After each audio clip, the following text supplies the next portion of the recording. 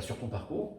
Ouais. Et puis, en commençant par savoir à quel moment ça a commencé, la rencontre avec le golf, c'était quand et de quelle façon?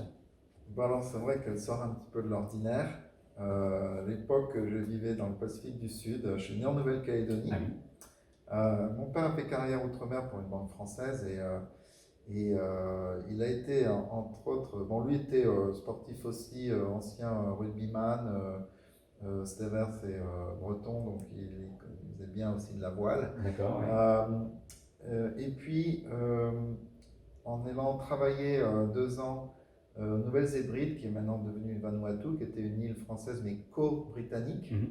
Je pense que là, partout où il y a du britannique, il y a du golf.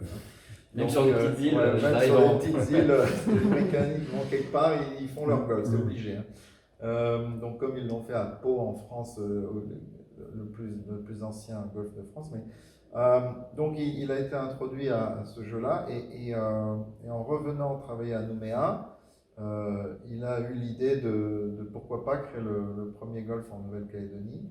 Donc il était membre fondateur avec une ou deux autres personnes du premier golf. Alors, eh bien, moi je me rappelle avoir fait mes tout premiers swings à l'âge de 11 ans, d'abord avec les clubs de mon père en gaucher, parce que moi je suis droitier, mais lui était gaucher. Le temps que les clubs qui importaient d'Australie arrivent, j'ai des souvenirs de faire des premiers parcours où les greens n'étaient pas encore terminés. D'accord. Ouais. L'herbe commençait à pousser encore.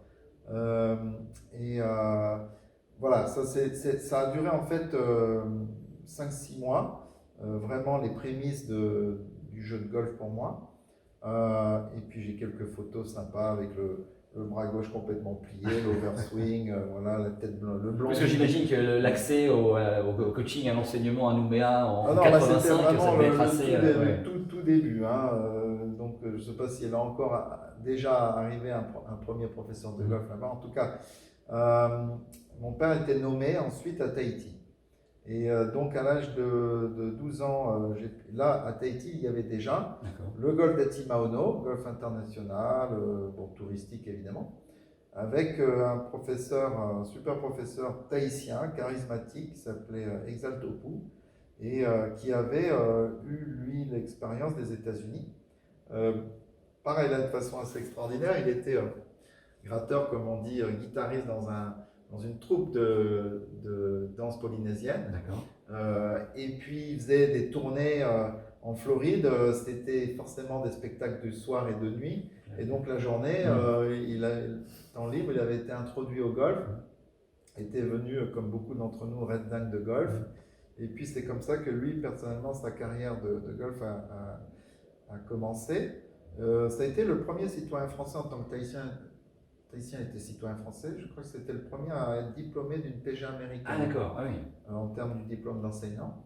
Voilà, tout ça pour dire que quand moi, ça faisait déjà plusieurs années qu'il était le head pro, le professeur principal au golf d'Atimaono. Et puis, donc, avec une bonne émulation, d'une bonne petite troupe de jeunes, il avait vraiment le don de transmettre la passion du golf et la vocation parce que nous sommes aujourd'hui mes copains de cette époque-là, pour moi de 12 à 15 ans. On est tous devenus professeurs. Il y a une génération effectivement qui l'a lancé comme ça. Il a transmis. Lui-même, il avait quel âge à ce moment-là? Il était déjà. Il devait avoir 50 ans. Ah oui, ouais, c'est ça. Ouais. Mais c'était extraordinaire. Et d'ailleurs, en termes de réussite de coaching, il a quand même eu 2 champions de France junior, un minime et moi cadet, puisqu'en 86 je gagne à Chantilly le titre de champion de France cadet. Mais un autre garçon, Jean-Yann Dusson, était l'année précédente champion de France minime à Toulouse-Palmola. Donc là, voilà. En plus, sur un tour qui ne devait pas être énorme, non, oui. 5-6 joueurs. Ouais. Donc, de son île en plein milieu du Pacifique, non, c'était assez exceptionnel. Donc, voilà, c'est clair que je vois beaucoup déjà en ce début de vie golfique à Exalt, que j'ai retrouvé plus tard dans ma vie, sur le tard en Mayenne, puisque lui, par amour, il avait quitté son île. Tahiti pour la Mayenne. Ouais, oui, c'est l'amour là. C'est l'amour, effectivement. Babette, qui est encore parmi nous. Lui est décédé entre-temps. Ah, d'accord. Donc, mes débuts. Mais alors, Exalt, ayant connu les États-Unis, aussi ce qui nous a sûrement vraiment motivé, piqué de la passion, c'est que à l'époque, on était encore à l'époque des bonnes vieilles cassettes VHS, là, Les magnétoscopes. voilà, magnétoscope et tout. Et lui recevait d'un ami hawaïen des enregistrements du PGA Tour, des tournois. Et alors, c'était un petit peu la carotte pour être bien appliqué dans nos entraînements du samedi après-midi. On avait le droit, Exalt habitait à 2-3 km du golf. Et après un bon entraînement, on avait le droit d'aller prendre le goûter chez lui et se régaler pendant 1 heure à regarder cassette du dernier tournoi ou des derniers tournois du PGA Tour. Alors voilà, là c'était comme ça, et ça y est, là, ça fait rêver. Et puis c'est vrai que c'est parmi ce processus-là aussi que moi, les commentateurs des tournois américains régulièrement mentionnaient que tel ou tel joueur du PGA Tour ou tel champion était passé par telle ou telle fac américaine. Et comme je pense que vous le savez, tu le sais Franck, et encore aujourd'hui c'est très prisé, c'est très développé, le circuit sportif universitaire, pour le golf, mais pour toutes les autres disciplines sportives, avec tout le système de bourse, etc. Déjà à l'époque, j'en avais pris conscience et ça me paraissait pour moi et ma famille, mon père et Exalt, une route en quelque sorte toute tracée ou un objectif, histoire de ce qui était sûrement un principe, en tout cas pour mon père, vraisemblablement important aussi, que dans la mesure du possible, je puisse conjuguer études et golf de haut niveau. C'est clair qu'en plein milieu du Pacifique, eh bien, la Californie était à moitié distance que la France qui se trouvait de l'autre côté de la Terre. À l'époque, il y avait un tout premier, on en avait entendu parler, sport-études à Saint-Jean-de-Luz. On n'en avait pas plus d'infos que ça, mais clairement aussi pour des questions pratiques, très encouragé par Exalt, qui avait quelques relations donc aux États-Unis, et mon père aussi. On a visé les États-Unis, la Californie, qui était à 7-8 heures d'avion plutôt qu'à 24 heures d'avion. Et puis c'est parti comme ça, et c'est pour cela que j'étais pas trop mal, je crois, enfin dans le rythme, peut-être avec une demi-année d'avance par rapport au système français. Et après ma troisième, j'ai pris une année sabbatique avec l'opportunité d'aller une première année dans un lycée américain. Alors j'ai vraiment été très malheureux, mon enfance c'est vraiment... oui, jusque-là... Oui, parce que là j'ai été à Pebble Beach. D'accord. Pour les connaisseurs, c'est un des paradis golfiques de la planète, la péninsule de Monterey, 1h30 au sud de San Francisco. Et donc voilà, j'ai vite fait un cours d'été d'anglais de sport, histoire de pouvoir avoir le niveau pour intégrer ce lycée, ce lycée privé, dont j'ai eu la chance que mes parents ont pu m'offrir en termes de coûts de scolarité. Et par la suite, et après cette première année, même si bien sûr quand on a 14 ans, bon, il faut dire que j'avais une grosse motivation parce que j'ai quitté donc la famille à 14 ans, et bon, c'était en internat, mais internat 2 par chambre, je veux dire, c'était quand même du confort.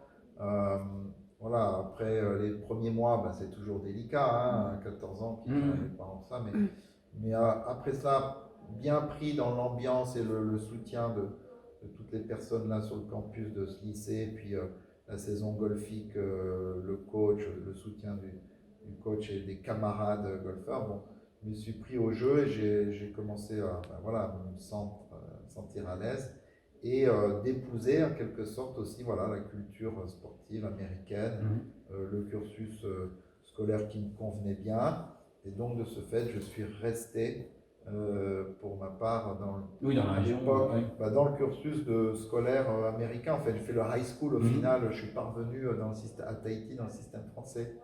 Alors comme à partir de cette victoire, je m'en souvenais plutôt de champion de France cadet à 16 ans, donc en 86, j'ai commencé à être recruté par la fédération aussi, et les formidables opportunités qu'il y avait là de jouer en équipe de France junior et tout. Du coup, c'est vrai qu'à partir de 85, j'ai plus trop fait de séjour à Tahiti parce que durant l'été, ben, j'avais la saison avec la fédération Mm. du côté de la France et de l'Europe. Je me rappelle mon tout premier tournoi avec la fédération, c'était le Scottish Youth Championship. Donc déjà, des tournois super sympas pour être confronté à de la bonne compétition. Et je vous promets, je vais bientôt terminer avec l'histoire, mais pour finir le cycle un peu dont j'ai eu beaucoup de chance de pouvoir faire, c'est-à-dire le cycle américain scolaire.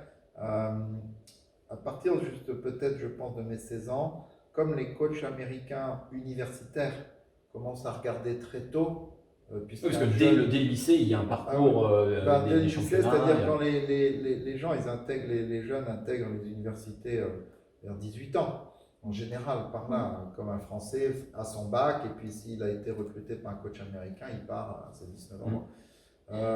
Mais eux, ils doivent tout planifier et ils ont un certain nombre de bourses à allouer à chaque génération qui arrive. Donc en général, ils recrutent 4-5 golfeurs par an.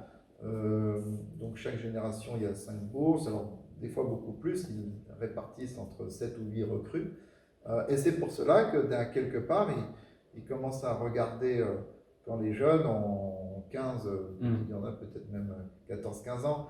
Moi, j'ai eu la chance donc d'avoir un coach qui s'intéressait à moi parce qu'il connaissait ce Stevenson School à Pebble Beach pour y avoir travaillé au préalable. Et à l'époque, il était à l'université de Northwestern, à Chicago.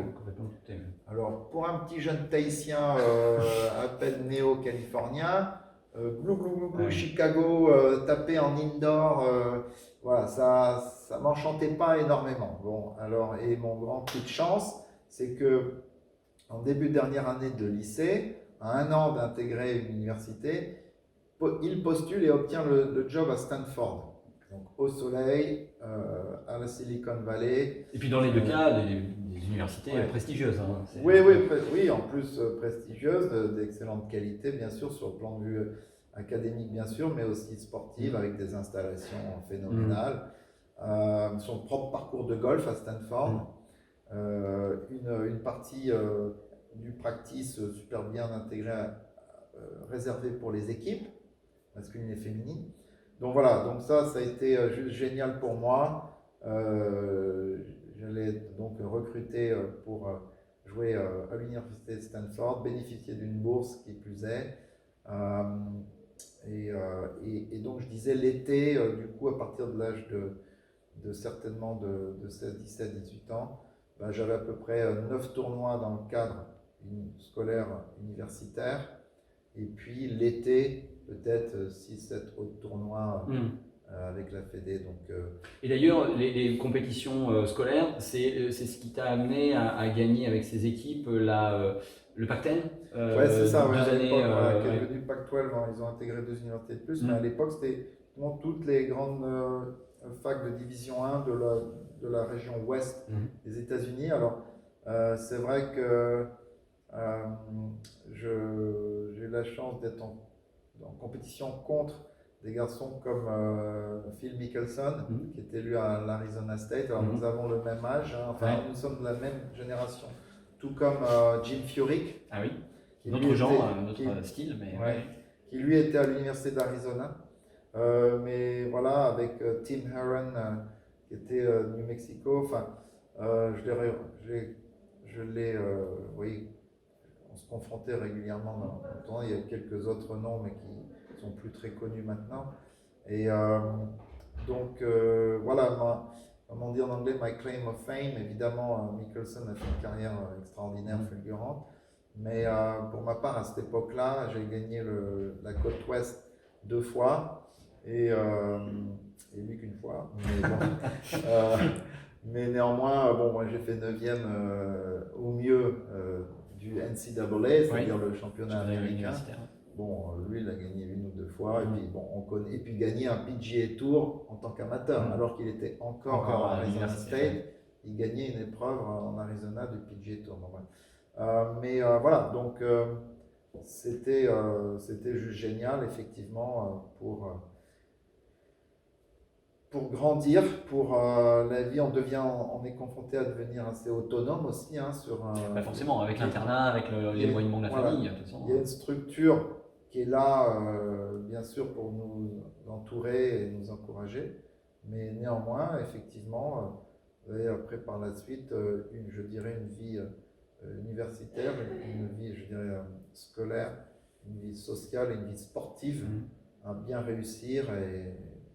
Déjà, le fait de forme. concilier tout ça est quelque chose qui demande une structure mentale. Ouais. Ça forme. Hein. Donc 7 ans aux États-Unis, avant. 8 du coup. 8 avec la William. 8 pendant les 9 mois de l'année, en tout cas, pour sûr. Ah oui, bah, si bien que moi j'étais devenu un petit ricain. Hein, j'étais à un moment donné, honnêtement, je parlais mieux anglais que français à la rigueur.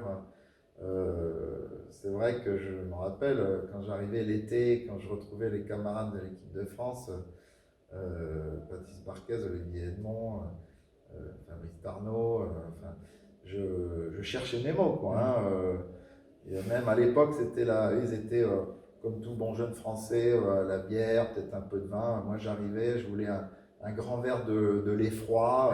En Californie, c'est drink milk, it does a body good. C'était la grande.